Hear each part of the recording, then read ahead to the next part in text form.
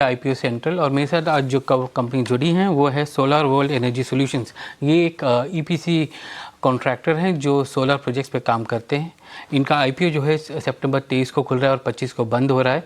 333 to 351 का price band है, 490 करोड़ का IPO है और इस कंपनी की जो वैल्यूएशन होगी लगभग 3040 करोड़ के ऊपर होगी अपर एंड के प्राइस बैंड पे। और मेरे साथ आज जो जुड़े हैं वो है कार्तिक तेलतिया जो कि मैनेजिंग डायरेक्टर हैं कंपनी के, और ऋषभ जैन जो कि होल टाइम डायरेक्टर हैं कंपनी के। कार्तिक, धन्यवाद हमसे जुड़ने के लिए आज। कार्तिक, आपसे पहला सवाल ये है कि आप लगभग 440 करोड़ का फंड रेज कर रहे हैं प्राइमरी में, उसका उपयोग आप कहाँ करेंगे? और ये भी बताइए कि आपकी कंपनी का जो बिज़नेस मॉडल है वो किस तरह से आपने स्ट्रक्चर किया हुआ है?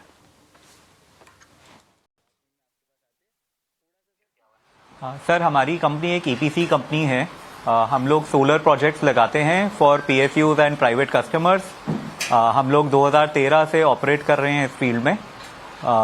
हम लोग we are raising about 440 crore. इस 440 करोड़ में से 420 करोड़ यूटिलाइज करेंगे हम एक सोलर सेल लगाने के लिए। ये सोलर सेल लाइन हमारे लिए बैकवर्ड इंटीग्रेशन है। कंपनी ने ऑलरेडी एक सोलर मॉड्यूल लाइन लगा दिया है। सोलर सेल लाइन उस मॉड्यूल लाइन के लिए फर्दर बैकवर्ड इंटीग्रेशन हो जाएगा। ये कंपनी को अपने EPC प्रोजेक्ट्स करने में मदद करेगा। सोलर सेल आप जैसे जानते हैं कि गवर्नमेंट ने मैंडेटरी कर दिया है इंडिया में जून 2026 से, एंड उसकी शॉर्टेज से हम इफेक्ट नहीं होंगे क्योंकि हमारे पास अपना लाइन रहेगा एंड हम अपने कस्टमर को सोलर सेल, सोलर पैनल और EPC तीनों सर्विसेज दे पाएंगे। ये भी बताइए कि अगर आप EPC का मार्जिन देखें तो किस तरह के मार्जिन्स हैं आपके इस वक्त?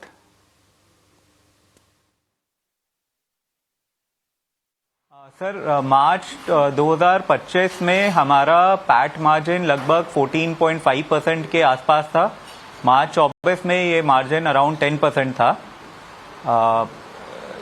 This is in line with the industry margins that the industry seeing. यहाँ से मार्जिन्स ऊपर जाने की उम्मीद है क्या? सर, आगे के मार्जिन्स पे मैं नहीं कमेंट कर पाऊंगा, बट हमारा इंडस्ट्री बहुत ही तेजी से ग्रो कर रहा है। गवर्नमेंट का बहुत फोकस है सोलर प्रोजेक्ट्स के ऊपर। लास्ट ईयर लगभग 45 गीगावाट लगा है इंडिया में, एंड भारत का जो रिक्वायरमेंट है वो इंक्रीज हो रहा है। सो सोलर का इंस्टॉलेशन आगे कुछ सालों में काफ़ी बढ़ना चाहिए, and based on that industry को काफ़ी मुनाफा होना चाहिए।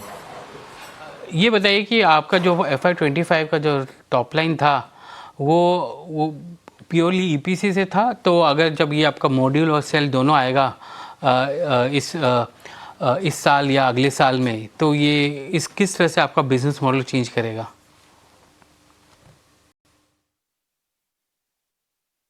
सर, 2025 प्योरली EPC है। उसमें मॉड्यूल मैन्युफैक्चरिंग या मैन्युफैक्चरिंग का कोई मार्जिन नहीं था। जैसे हम आगे बढ़ेंगे सर, मॉड्यूल मैन्युफैक्चरिंग और सेल मैन्युफैक्चरिंग के साथ दो चेंजेस आने चाहिए। एक तो हम मार्केट में ओवरऑल टर्न की सप्लायर बन पाएंगे, जिसके कारण हमें ज़्यादा बड़े और बेटर प्रोजेक्ट मिलने चाहिए।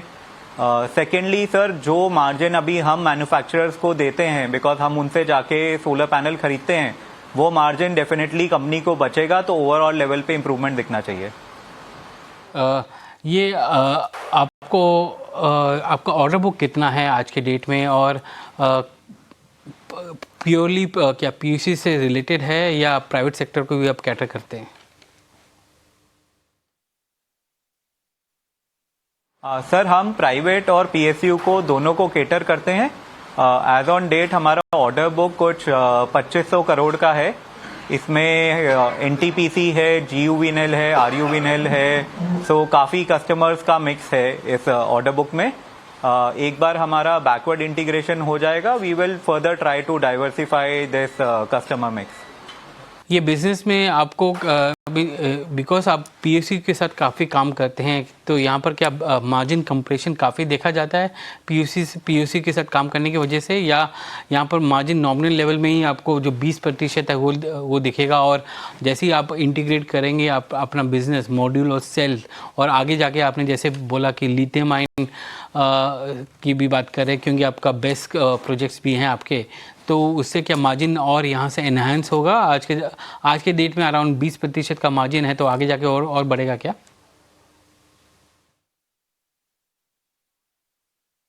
सर, पीएसयू बिजनेस में ऑर्डर्स आपको रिवर्स बिडिंग से मिलते हैं, तो margins are almost at par with आप प्राइवेट सेक्टर में काम करें या पीएसयू सेक्टर में काम करें।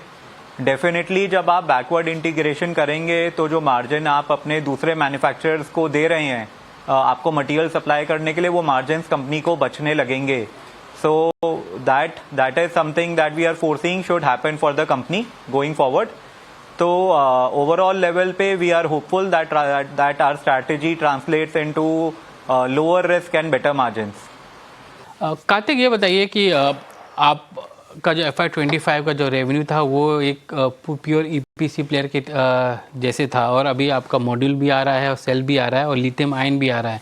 आगे जाके अगले 2 साल में आपका जो बिजनेस मॉडल है वो किस तरह से चेंज हो जाएगा?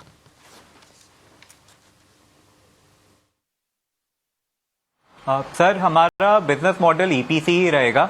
हमारा सारा इन्वेस्टमेंट बैकवर्ड इंटीग्रेशन है to support our EPC business. तो जब हमारे पास लिथियम सेल रहेगा, जब हमारे पास सोलर सेल रहेगा, इन सोलर मॉड्यूल रहेगा, हम कस्टमर्स को टर्न की सोल्यूशन प्रोवाइड कर पाएंगे। ये हमारा ईपीसी बिजनेस को बढ़ाने में मदद करेगा, हमारे मार्जिन को इम्प्रूव करने में मदद करेगा। बट सोलर वर्ल्ड फ्यूचर में अपने आप को एक बड़ा ईपीसी प्लेयर देखता है, and we will continue to do that. Rishabh, आखिरी सवाल आपसे कि ये जो पैसे आप रेज कर रहे हैं 440 करोड़ आप कैपेक्स में लगाएंगे, तो आखिरी में जो बैलेंस शीट में जो डेट रहेगा वो कितना डेट रहेगा एक बार ये कैपेक्स पूरा कंप्लीट होगा तो?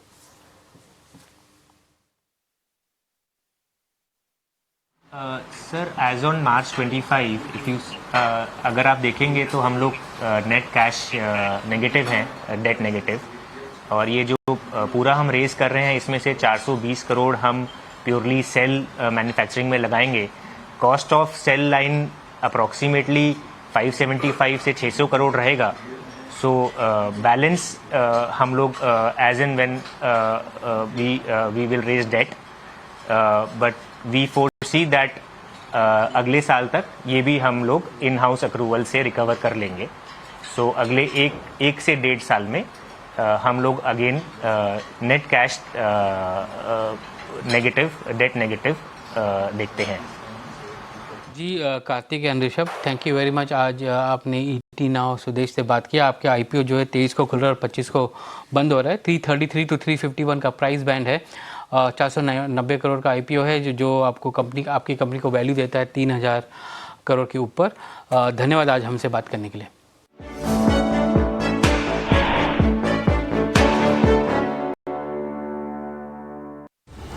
In association with SBI